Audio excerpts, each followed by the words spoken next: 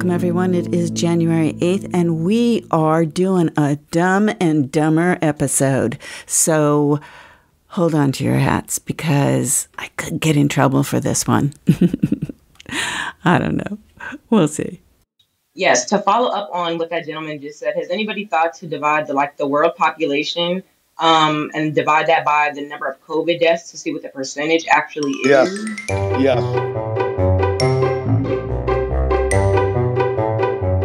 Makes perfect sense to me. I'm on planet Earth. I'm one of the population. I'm mostly concerned with me. And then I can start worrying about everybody else. What's my chances of getting COVID? Number one. Number two, what's my chances of going to the hospital? Number three, what's my chances of dying across the entire population, planet Earth? That's how everybody should figure it. If you're going to drive a car, you divide by the number of drivers, all drivers, everybody that has the potential to drive a car, divide that car wreck and death into all car wrecks and deaths, regardless of whether somebody's driving or not driving. All right, I need to listen to that again, because did you catch that? I didn't catch it. You divide by the number of drivers, all drivers. Okay, so all the drivers in the entire world. Everybody that has the potential to drive a car, divide that car wreck and death. Divide that car wreck. So everyone that has a potential to drive a car, we have to define that. Car wreck and death. Still into got me. All car wrecks and deaths, regardless of whether somebody's driving or not driving. What does that mean? Regardless if they're driving or not driving. Everybody that has the potential to drive a car, divide that car wreck and death into all car wrecks and deaths, regardless of whether somebody's driving or not driving. Okay, so this is the same guy that later on in this hours and hours of conversations goes on to talk about how doctors who wear white coats and use their education to create complex scenarios. He goes, I keep it simple. I keep it really simple. And they're big vernaculars and vocabularies. And they're positioned to say, hey, I know better than you know because I know math better than you know math. And by the way, you're not listening and you don't understand. Okay? And I don't understand because I'm not going to buy into the complexities. And just keep it simple, folks.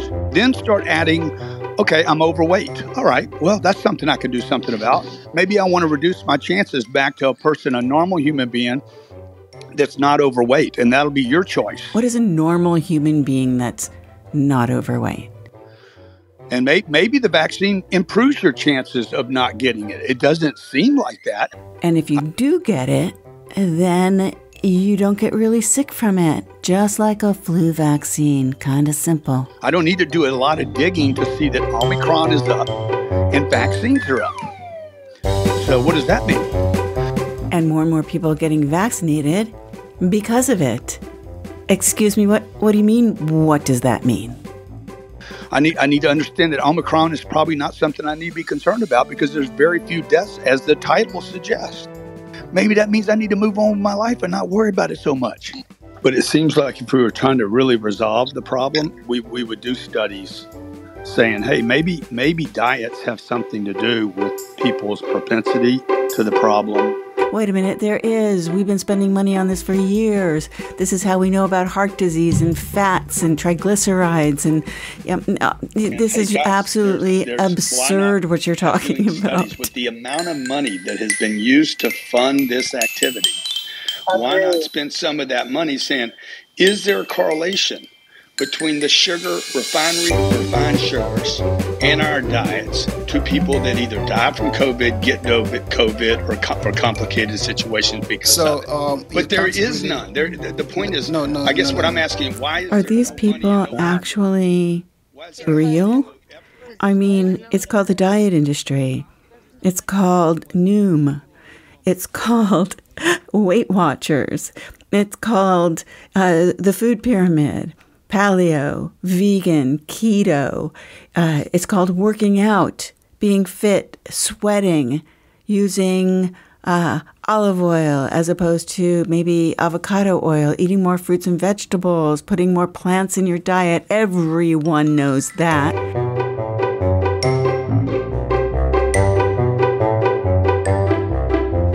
I'm looking for any energy, any resources, any investments in let's discover what the real problem is. so that people aren't just living their life, that they're actually able to live life, so that people would be told, hey, you don't have to just wear a mask. You know what? Maybe cut your sugars out. That is so stupid. Yeah, cut your sugars out. Don't wear a mask. Cut your sugars out. Cut your sugars out anyway.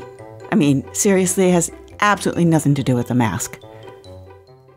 How we need to change our behaviors. That's called following a healthy food plan in order to be healthy so that you live longer without disease.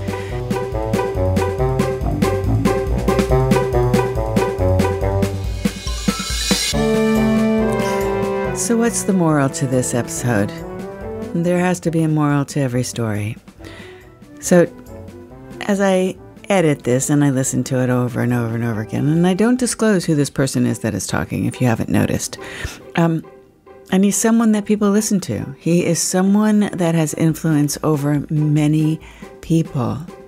And I couldn't get over when I was experiencing this experience live on Clubhouse, how everyone was just, like a little sheep following right along.